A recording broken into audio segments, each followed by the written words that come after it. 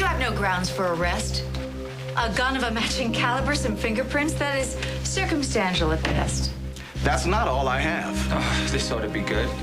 Ryan Lavery gave us a shard of glass from the decanter found in Michael Cambias's condo.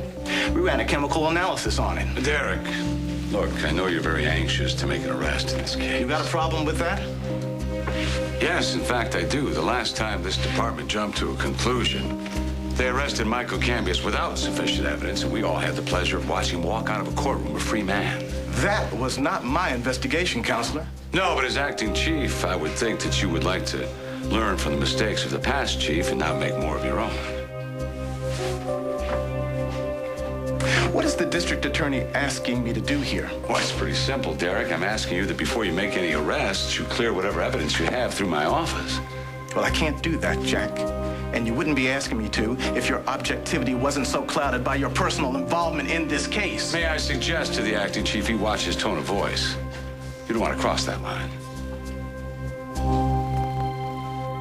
I have a forensics report that says that Michael Cambias was shot in the chest by a .38, the same caliber handgun owned by Hayward. A very common caliber. Half the cops stand out there got one in their holster. I also have Derek. testimony from 2 eyewitnesses who can place Hayward at Cambias's condo shortly after he disappeared. Witnesses who saw him disposing of the contents of the liquor decanter. Do these witnesses have names? Ryan Lavery and Aiden Devane. Oh. Look, 2 people who have a well-known antagonistic relationship with the accused. Excuse me, I do have a name. Ryan Lavery says he heard a conversation between David and Anna in which David admitted to slipping Michael Cambias a chemical concoction. Now, we ran a chemical analysis on this concoction, and it defied description. Quite frankly, it baffled our forensics expert. Frankly, it doesn't matter, because whatever Ryan Lavery said was hearsay. But It's the inadmissible. ME's report says that that same chemical found on the shard of glass was also found in Cambias's bloodstream.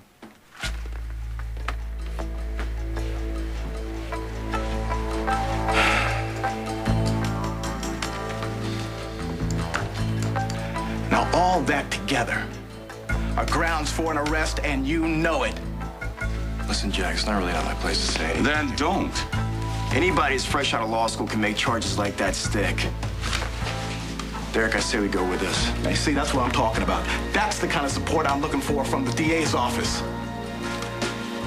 David Hayward, I'm placing you under arrest for the murder of Michael Cambias. Read him his rights. Will do, Lieutenant. No.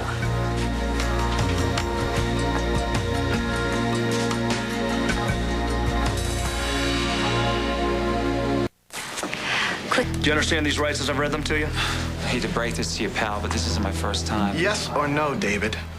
Yes. David, you don't have to say anything. Erica, relax. This is all nonsense. I don't think so. Derek, don't do this. Lavery and Devane, they're not going to make very good witnesses, I'm telling you that. Yeah, well, Anna will. I can't believe you would do that to her. Did Anna know that you slipped that chemical compound in Cambias's liquor decanter? Yeah. See there, David. It's not me that's putting her in this position. A man was murdered. A rapist was murdered. Well, is that a confession? Because if it is, I'll look the other way in Anna's involvement in this case. Look, this is pointless, Derek. And why is that? I would think that would be obvious. Michael Cambias was killed by a gunshot wound to the chest. He wasn't poisoned. Well, I believe that David tried to poison him first, and when that didn't work, he reached for his gun. No, David wouldn't do that. You seem to know an awful lot about what David would or wouldn't do, Miss Kane. How is that? You want to know what your so-called experts in the lab couldn't tell you about that compound? Damn right I do. It was a drug, not a poison. Did you make it Yes. and put it in the decanter? Yes. And what was its purpose? To chemically castrate Michael Cambias. I don't think your actions were justified. I did what no one else in this room could do. I found a way to stop him. Yeah, well, you did more than that. You murdered him. No, that I did not do. No, you just poisoned him. There was only one effect from that drug, and it wasn't death. Well, who says that? You? What is wrong with you people? Michael Cambias was an animal. I mean, surely you don't sympathize with him. He deserved to suffer. I would like to make my statement now. In that case, I'd like you to come with me now. No, I'm not going anywhere, David.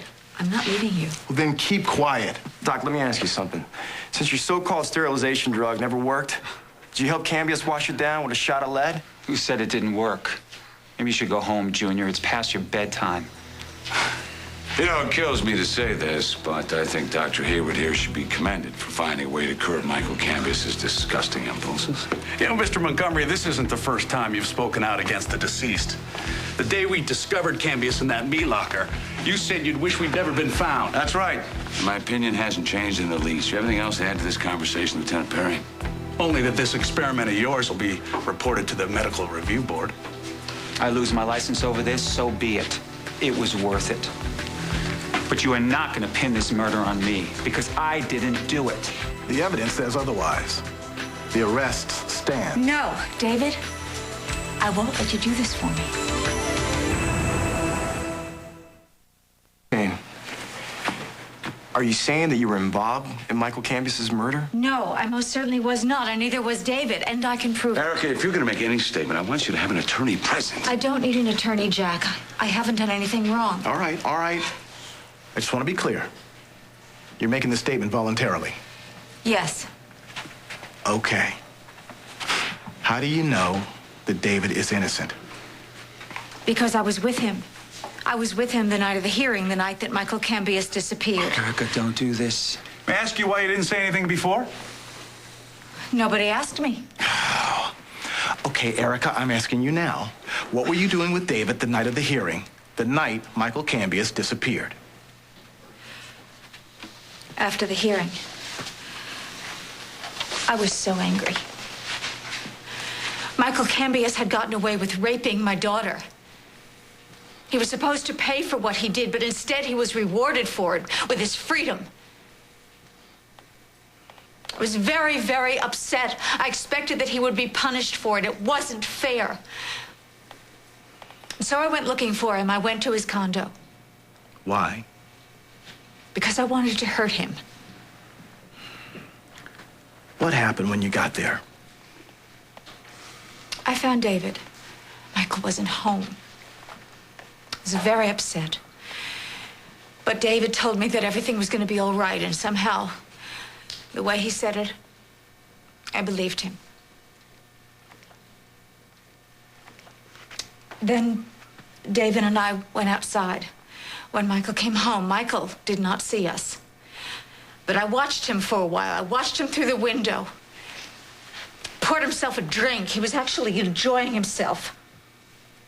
And then we left.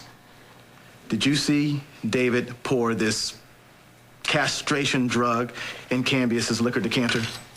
No. Cambius was still alive? Yes. Yes, he was. So you see, there is no way that David possibly could have killed Michael Cambius.